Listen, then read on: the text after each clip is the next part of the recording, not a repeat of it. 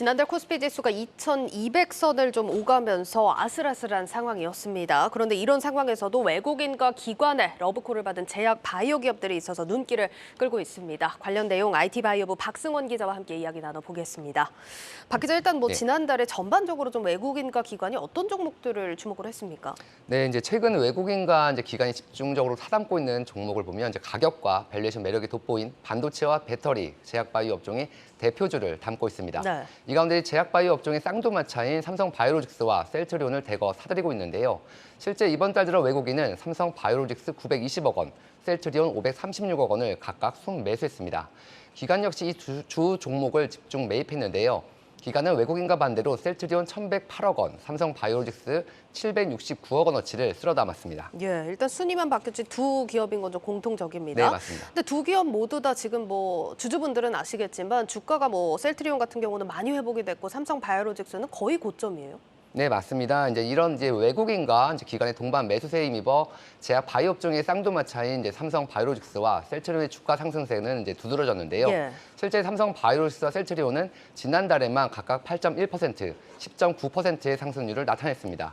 같은 기간 코스피 지수가 3.8% 상승한 것과 비교하면 두드러진 성과입니다. 네, 사실 제약 바이오 기업들이 다 이렇게 분위기가 좋은 건 아니기 때문에 좀 조심스럽긴 합니다만 두 기업 이렇게 딱 얘기하면 일단 실적이 좀 받쳐줬다라고 좀 공통적으로 얘기를 할 수 있을 것 같은데 이렇게 외인 기관 동반 매수세가 들어온다는 게 흔한 일은 아니잖아요. 네, 배경을 어떻게 봐야 될까요? 네, 맞습니다. 우선 밸류에이션 부담이 내려간 가운데 경기 방어주라는 점이 부각된 것으로 보입니다. 네. 말씀하신 것처럼 무엇보다 탄탄한 실적이 수급은 물론 주가 상승을 이끌고 있다는 평가인데요.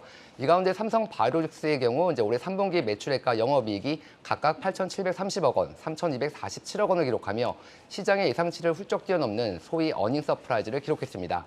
바이오 의약품 연구개발 전문 기업인 삼성 바이오에피스를 100% 자회사로 편입한 시너지 효과와 바이오 의약품 위탁 생산 사업의 선전, 여기에 환율이 상승한 점이 호실적을 이끌었습니다. 네. 아직 발표를 하지 않은 셀트리온의 역시 올해 3분기 실적에 대한 기대감이 큰데요.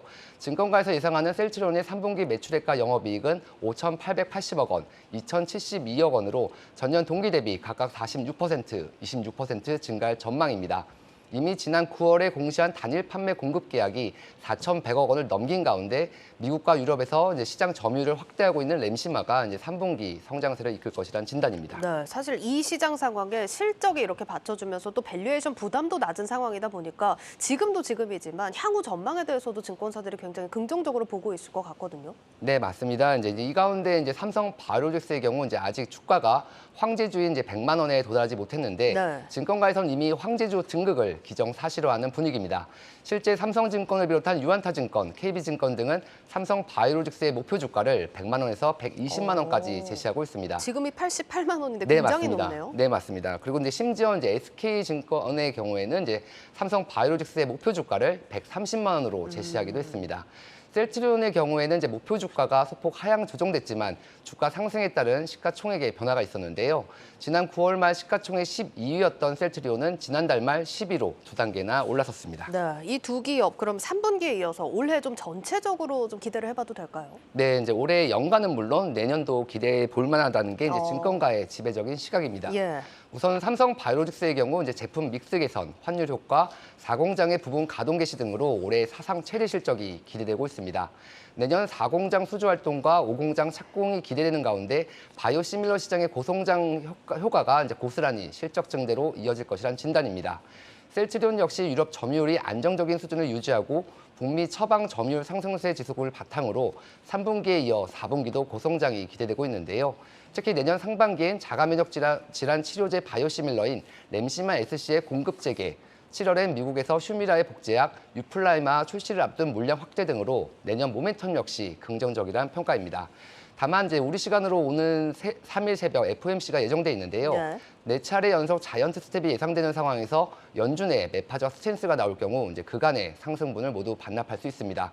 때문에 파월 의장의 발언에 주목하며 보수적으로 접근할 필요가 있다는 조언입니다. 네, 알겠습니다. IT바이오부 박승원 기자였습니다.